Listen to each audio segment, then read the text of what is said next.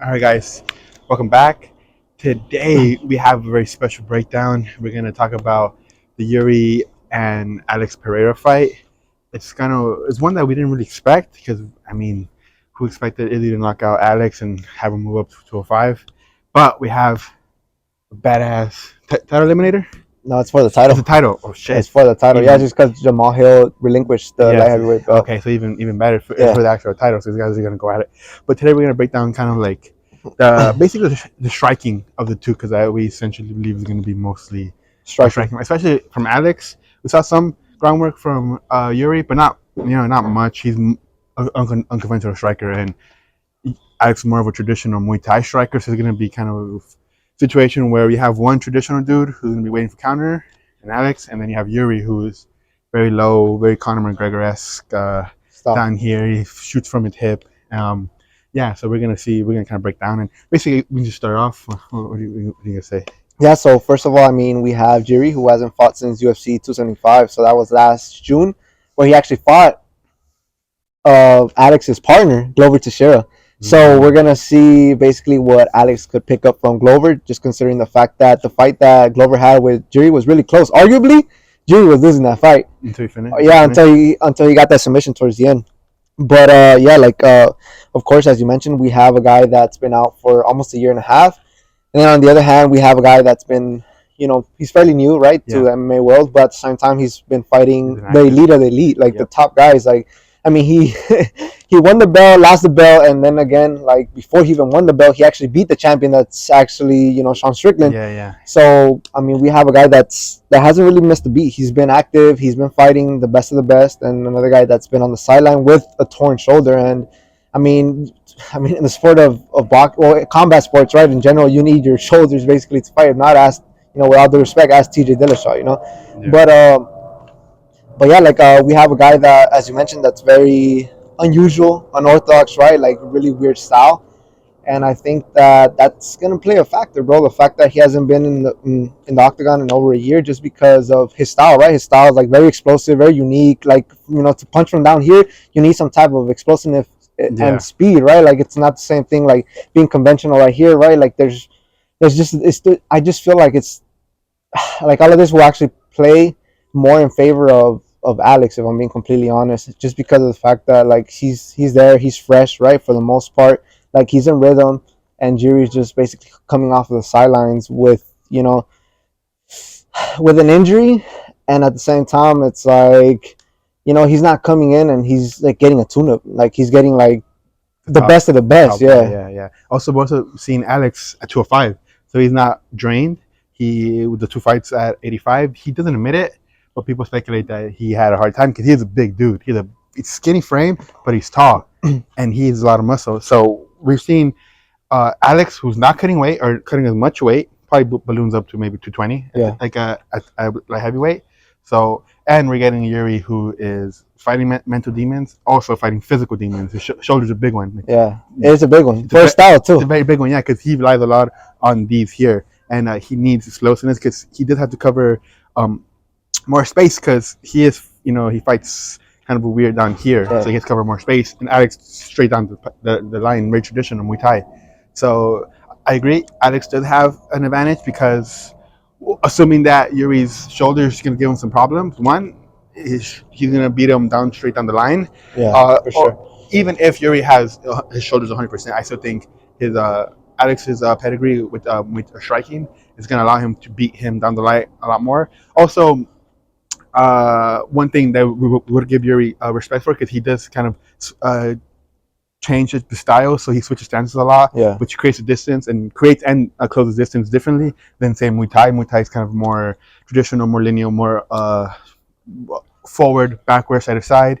With Jiri, we have that forward, backward, side to side. We have diagonal steps. Angles. Which kind of slow down Alex a little bit, because he does have to punch at weirder angles. That I think the ground game, I think it's not gonna be. I don't think there's gonna be any ground game Yeah, just because yeah. Jiri has only about like 3 submissions. Like literally, Yeah. like he's only gotten 3 submission wins, and on top of that, I mean, he's only been submitted once, and I doubt Alex is actually gonna take him down. Like, Yeah. I highly doubt it, bro. It's I put all my money that It's gonna be a striking game. get the only time they're on their back is someone's knocked out. Yeah, exactly. Right? So I don't think anybody's gonna go for a takedown, pull guard, or any of that. So so the Alex's key to victory: straight punches down the line, down the pipe, because Yuri does throw down here. But on the other hand, this does catch people by surprise, like in the Reyes fight, as you guys saw the short which is uploaded, that he throws punches from here, but he's not a 1-2 puncher. He throws a bunch of looping punches too, which could be in the Dominic Reyes fight. It worked out, but we're not talking about the same people, because Dominic Reyes striking versus Alex striking is much different. So if he's able to land these punches, he does have power. He will hurt Alex, but I think Alex is going to catch him down the line, because he does throw looping punches, and he can really get away with that with someone who has the striking pedigree. Alex, but the highest probably, because I mean, Glory is the pinnacle, I think. Yeah, right now, as a matter of fact, they actually inducted him into the Hall of Fame this week. I believe. There it is. So Hall of Fame kickboxer versus Yuri. But Yuri striking is no joke, though. So we're not belittling him, because you saw him knock out. He flatlined Dominic Reyes, who at the time just fought for the title 2 times in a row, or not in a row, but like pretty consecutive, pretty close in time. So he's obviously he was the champ for a reason, right? He did beat Glover, and he's no joke. So his striking, unconventional, but works. We saw against Dominic Reyes, and even with Glover. What Alex has to do is limit Yuri's movement. So a lot of leg kicks, calf kicks, slow him down, because Yuri does like to do those diagonal stances. And what Yuri has to do is not get leg kicked, one, and also create those weird angles where he switches stances, throwing these looping punches. If he lands, he could change the trajectory of the fight very, very early. So Yuri has to avoid the leg kicks, check them, just avoid them at all, completely, and Alex has to land those leg kicks. So I think a big thing is going to be the movement. So Alex has to slow down Yuri, and Yuri has to avoid that. So that's kind of and also Yuri doesn't really move his head too much. So especially when he's moving in, he kind of not as much as Strickland. Strickland just goes straight. Yeah. But Yuri also doesn't, he doesn't have a guard either. Yeah, he has no guard, and his slipping and rolling is kind of limited, and which plays favor for Alex. So just kind of the two strategies that these guys are probably working on. I mean, I'm assuming it's obvious if you watch the paperwork, the tape of these two guys. So it's pretty obvious what the strategy is, and the wrestling coach got fired this camp. Yeah, for sure, bro. The wrestling coach is on vacation right now for both camps. Or the wrestling coach is getting a free paycheck, bro. Yeah, because I highly doubt it that this is going to be. I highly doubt in this match there's going to be any type of grappling. I think like the big question though is how well is Jiri coming into this fight, just because of that long layoff. And then on top of that, if I remember correctly, somebody was mentioning that Jiri wasn't even supposed to be ready until like 4 months from now.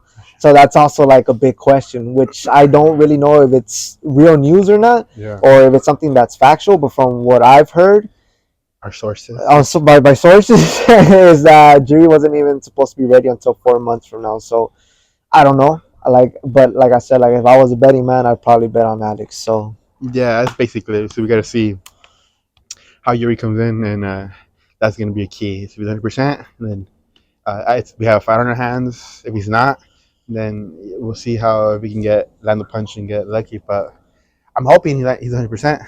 So that's basically it. Yeah, that's basically it. Simple strategy for both these guys. It's hard to implement, but on paper it's simple. And so so that's it. We're gonna do this for like the main pay-per-view events. Yeah. If you guys like them, comment down below. Let us know what you guys think. If we're dumb, or if where we got it wrong. And after, if you see this video and then we're completely wrong, Jiri wins by KO. Comment down below and tell us that we're dumb, and then we'll do nothing about it, because I'm not apologizing. Yeah, but it's all good. Our links are down below. Yes. Check out the short to see Yuri dismantle Dominic Reyes, and peace out. Yeah, that's it.